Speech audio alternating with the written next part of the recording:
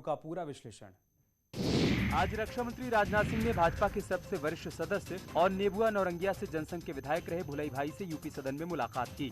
जनसंघ के कद्दावर नेता रहे भुलई भाई से राजनाथ ने आशीर्वाद दिया और उनका कुशल मंगल पूछा। भुलई भाई के नाम से लोकप्रिय 106 वर्षीय नारायण जी 1952 से जनसंघ के लिए काम कर रहे हैं। वहीं भुलई भाई से मिलने के बाद राजनाथ सिंह ने ट्वीट कर कहा, विजयदशमी की पूर्व संध्या पर 106 वर्षीय नारायण जी भुलई भाई से मिलकर सुखद अनुभूति हुई। जो उत्तर प्रदेश से जनसंघ के विधायक थे, वो वर्तमान में पार्टी के सबसे वरिष्ठ कार्यकर्ता हैं। उनकी सादगी बेहद प्रेरक है। मैं माँ दुर्गा से उनके अच्छे स्वास्थ्य की कामना करता हूँ। अब तो बहुत अंतर है। समाज में जैसे परिवर्तन है उसी तरह पार्टी में भी परिवर्तन है। जैसा समाज है वैसा पार्टी है। तो बदलाव अच्छा लग रहा है आपको? हाँ, बदलाव जो समय का मांग है, समय के अनुसार पार्टी बदल रही है। उत्तर प्रदेश में सही रहेगा भाजपा का आपकी बार?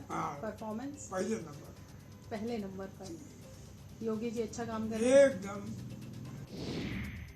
2022 से पहले विधानसभा के डिप्टी स्पीकर पद के चुनाव को लेकर सरगर्मियां तेज हो गई हैं। बीजेपी नरेश अग्रवाल के बेटे नितिन अग्रवाल पर दांव आजमा रही है। वहीं समाजवादी पार्टी नरेंद्र सिंह वर्मा को मैदान में उतारकर ओबीसी वोटर्स को साधने की कोशिश कर रही है। सूत्रों की माने तो बीजेपी ने नरेश अग्रवाल के बेटे नितिन को प्रत्याशी बनाकर वैश्य समाज के साथ नरेश अग्रवाल को साधने की कोशिश की है।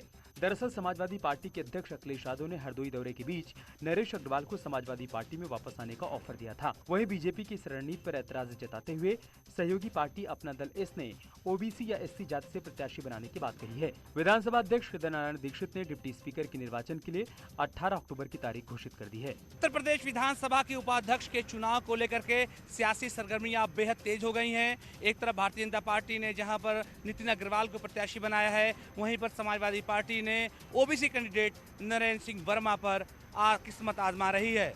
कुल मिलाकर के अपना दल यस ने भी अब साफ तौर से कहा है कि भारतीय जनता पार्टी को ओबीसी प्रत्याशी ही बनाना चाहिए। 2022 में होने वाले विधानसभा चुनाव से पहले मुलायम सिंह यादव का पूरा परिवार एक साथ आ सकता है। इसके संकेत खुद समाजवादी पार्टी के अध्यक्ष अखिलेश यादव ने दिए। अखिलेश ने कहा कि चाचा के सम्मान का पूरा ध्यान रखा जाएगा, क्योंकि चाचा भी तो बीजेपी को सत्ता से हटाने के लिए ही रथ यात्रा कर रहे हैं। गठबंधन के लिए मैंने कहा कि उनके सम्मान रखने का काम समाजवादी लोग करेंगे। वो भी अपना रथ भाजपा को हटाने के लिए ले चलेंगे। वो भी भाजपा को हटाने के लिए निकले, क्योंकि भाजपा से ज्यादा कोई धोखा नहीं दे सकता। क्या आगे आने वाले समय में गठबंधन है क्या? कुछ अंदर खाने को चल रहा है? कोशिश रहेगी कि सभी दलों का सम्मान करें। वहीं शिवपाल भी कह रहे हैं कि राजनीति में संभावनाएं कभी खत्म नहीं होती और हमारी पहली प्राथमिकता समाजवादी पार्टी से गठबंधन करना है, ताकि बीजेपी को सत्ता में आने से रोका जा सके। समाजवादी पार्टी को प्राथमिकता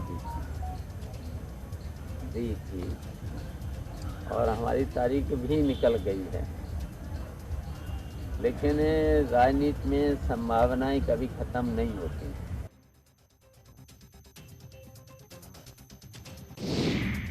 वहीं अखिलेश और शिवपाल के बीच गठबंधन को लेकर बीजेपी ने निशाना साधा। यूपी सरकार के पिछड़ा वर्ग कल्याण मंत्री अनिल राजभर ने कहा कि बीजेपी 51% वोट के लिए लड़ेगी और पूरा विपक्ष 50% के अंदर सिमट जाएगा।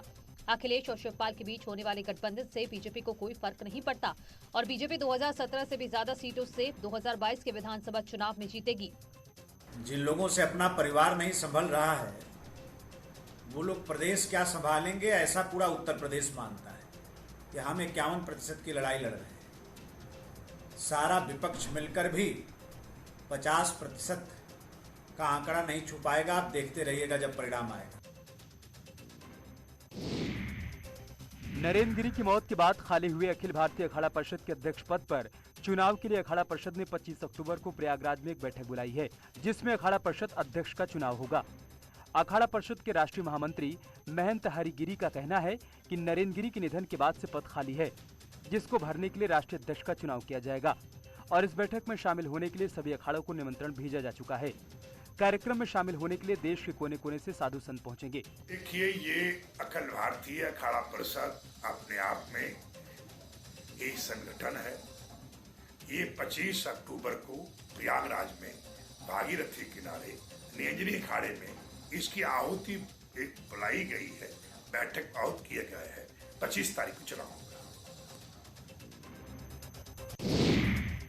नोएडा और ग्रेटर नोएडा में 15 अक्टूबर से ग्रेडेड रिस्पांस एक्शन प्लान यानी ग्रैप लागू कर दिया जाएगा। ग्रैप लागू होते ही दोनों शहरों में कई पाबंदियां लग जाएंगी। इन पाबंदियों में कूड़े जलाने पर पाबंदी रहेगी। साथ ही कंस्ट्रक्शन साइट पर NCR एयर कमीशन के नियमों का सख्ती से पालन कराया जाएगा। इसके साथ ही प्रदूषण फैलाने वाले वाहनों पर सख्त कार्रवाई की जाएगी और 10 साल से ज्यादा पुराने डीजल वाहन और 15 साल से ज्यादा पुराने पेट्रोल वाहनों को NCR में चलने की अनुमति नहीं होगी। यानी 15 अक्टूबर से ग्रैप लागू हो जाएगा। ग्रैप यानी graded response action plan. NCR air commission ने ये निर्णय लिया है और ग्रैप लागू होते ही कई तरीके की पाबंदियां देखने को मिलती हैं। ऐसे में बात करें तो सबसे पहले पराली जलाने पर रोक लगा दिया जाता है, पूरी तरीके से प्रतिबंधित रहता है। कूड़े जलाने पर प्रतिबंध लगा दिया जाता है। इसके अलावा 10 साल से ज्यादा डीजल वाहन और 15 साल से ज्यादा पेट्रोल वाहन को NCR में चलने की अनुमति नहीं दी जाती है। अगर जो भी संस्था इन नियमों की अनदेखी करेगी उस पर Uttar Pradesh pollution control board सख्त कार्रवाई भी करेगा। महानवमी के मौके पर गोरखपुर में सीएम योगी ने कन्या पूजन किया। इस दौरान सीएम योगी ने कन्याओं के पैर पखारे, उनका पूजन किया और उसके बाद कन्या भोजन करवाया। सीएम योगी ने इस दौरान 51 कन्याओं को अपने हाथों से भोजन करवाया। मुख्यमंत्री ने कहा कि मेरा सौभाग्य है कि गोरक्षपीठ की परंपरा अनुसार आज देवी स्वरूपा कन्याओं का पूजन हुआ है। उन्होंने कहा कि मातृशक्ति के प्रति पवित्रता का भाव हर एक के मन में आना चाहिए। बालिकाओं के प्रति, महिला या बेटियों के प्रति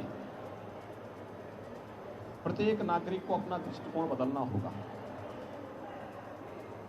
वे सबला हैं, हर एक क्षेत्र में नेतृत्व दे सकती है, समाज को योग्य मार्गदर्शन कर सकती है।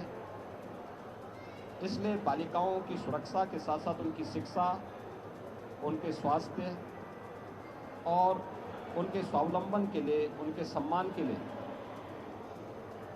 अभियान को आगे बढ़ाना होगा। डिप्टी सीएम केशव प्रसाद मौर्य आज मां विंध्यवासिनी के दर्शन के लिए मिर्जापुर के विंध्याचल पहुंचे, जहां केशव मौर्य ने मां विंध्यवासिनी की पूजा अर्चना की और मां का आशीर्वाद लिया। इस दौरान केशव मौर्य ने कहा कि उत्तर प्रदेश की 24 करोड़ जनता जनार्दन के हितों की रक्षा होती रहे, यही प्रार्थना करने आया हूं और 2022 में गुंडागर्दी, हत्यागिरी, अपराध, जातिवाद वापस न आए, विकास की गंगा बह रही है वो बहती रहे, यही प्रार्थना करके मां का आशीर्वाद लिया। उत्तर प्रदेश की 24 करोड़ जनता जनार्दन के हितों की लगातार रक्षा होती रहे। 2022 में फिर से न गुंडागर्दी वापस आए, न माफियागिरी वापस आए, न अपराध वापस आए, न जातिवाद वापस आए। जो विकासवाद की गंगा बह रही माँ की कृपा से वह बहती रहे, यही प्रार्थना करके और आशीर्वाद माँ का लिया हूँ, दर्शन किया हूँ। वहीं ऊर्जा मंत्री श्रीकांत शर्मा ने महानवमी प्रधानमंत्री नरेंद्र मोदी ने अयोध्या की रामलीला की तारीफ की है। सरयू तट पर हो रही रामलीला की तारीफ करते हुए पीएम मोदी ने रामलीला कमेटी को पत्र भेजकर बधाई दी है। उन्होंने लिखा, रामलीला युवाओं को संस्कृत से जोड़ने का माध्यम है। देशवासियों को दशहरा की शुभकामनाएं।